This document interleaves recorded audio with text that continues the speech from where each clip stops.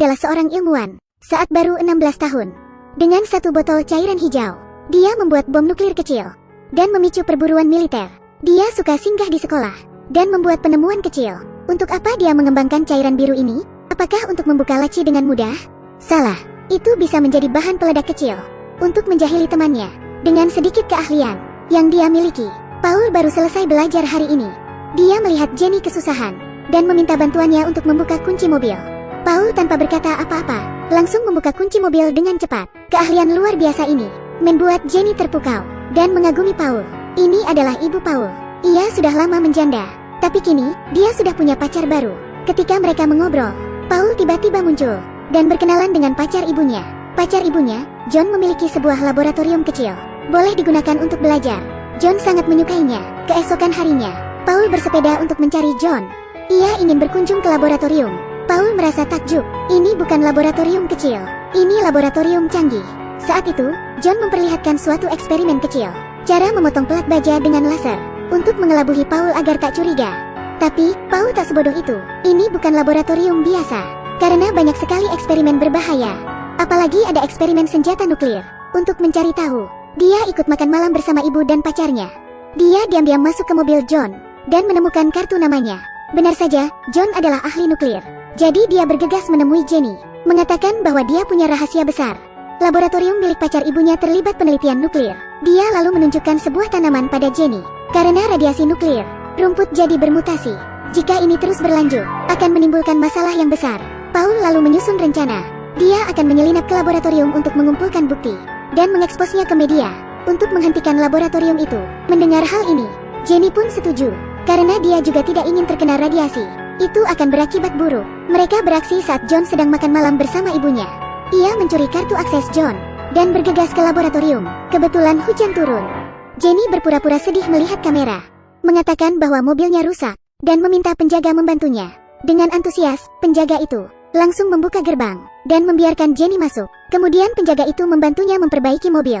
Pada saat yang sama, Paul segera masuk ke laboratorium. Ia memakai kartu akses John untuk membuka pintu, lalu masuk ke ruang kontrol, mematikan sistem pengawas, melempar piring terbang untuk menyalakan sistem laser, agar penjaga mengira itu adalah kegagalan sistem.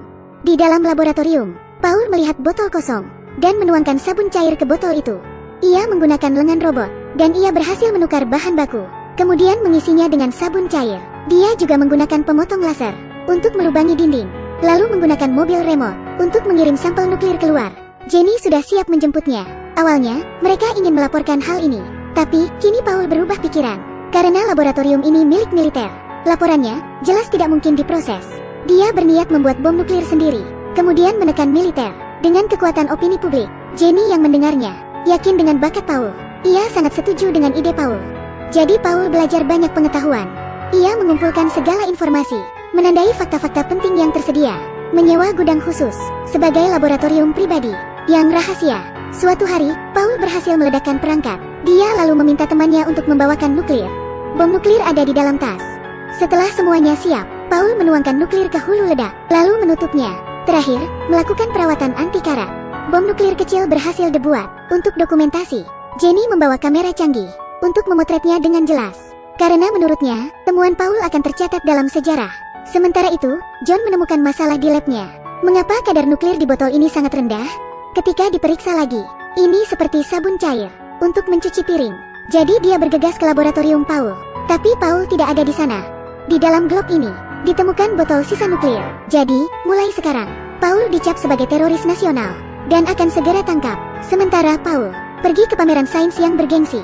Dia kesini hanya ingin menunjukkan bom nuklir yang telah dibuatnya sendiri, sehingga menimbulkan sensasi. Mereka hanya tertawa. Sebelum pameran, dia tertangkap oleh John. John memintanya untuk segera menyerahkan bom nuklir itu. Jika tidak, mereka akan ditangkap oleh militer. Semuanya terlihat sangar. Sementara Paul hanya remaja.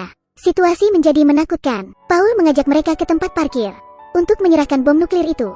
Tapi saat bagasi dibuka, tidak ada apa-apa. Ternyata percakapan mereka barusan disadap oleh teman sekelas, sehingga mereka membantu Paul menyembunyikan bom itu. Pihak militer menjadi marah dan membawa Paul ke ruangan. Mereka mengancam Paul agar mengatakan yang sebenarnya. Pada saat itu juga, teman sekelasnya mematikan lampu, lalu menyemprotkan serbuk kering dan membiarkan Paul melarikan diri. Dengan begitu, Mereka berhasil kabur dari pengawasan militer. Untuk menghindari kejaran militer, mereka menaiki bus untuk lari keluar kota. Karena lelah seharian, keduanya pun tertidur. Sementara John sangat khawatir. Militer mengirim helikopter ke seluruh kota untuk mencari John. Bahkan rumah Paul dikepung. Ketika Paul terbangun, dia melihat dirinya telah menjadi buronan.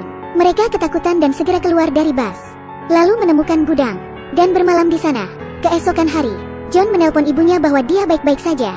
Dia tahu telepon ini pasti disadap, sehingga dia ingin John bicara.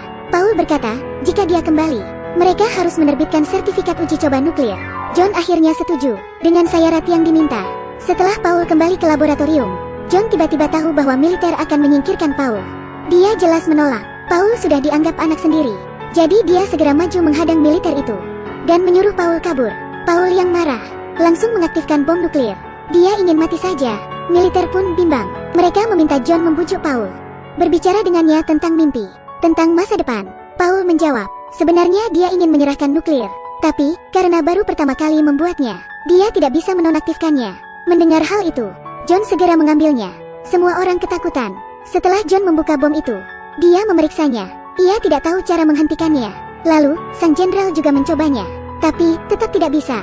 Kemudian John berkata, masih ada cara terakhir. Ada 6 kabel di sini. Selama kabel itu dipotong bersamaan, mungkin akan baik-baik saja. Kemudian 6 tangan bersiap memotongnya dan mulai menghitung mundur. Tepat di saat-saat terakhir, bom berhasil dijinakkan. Tetangga sekitar akhirnya mengetahui masalah ini. Semuanya datang ke lab. Semua tidak akan membiarkan John dieksekusi. Mereka ingat beberapa hari lalu, ada berita yang menyiarkan tentang seorang anak yang bisa membuat bom nuklir, sehingga menyebabkan kegaduhan. Sebenarnya, kami sangat ingin berterima kasih kepada para jenius itu, karena ada banyak orang jenius yang bisa menyelamatkan orang lain. Fokus pada bidangmu sendiri, dan hadapilah masalah yang ada, demi kepentingan orang banyak. Sama seperti dalam cerita ini, anak jenius yang bisa membuat bom, mengambil nuklir dan bereksperimen. Jika ingin menjadi seperti mereka, harus mempersiapkan diri, dan menyadari kemampuan.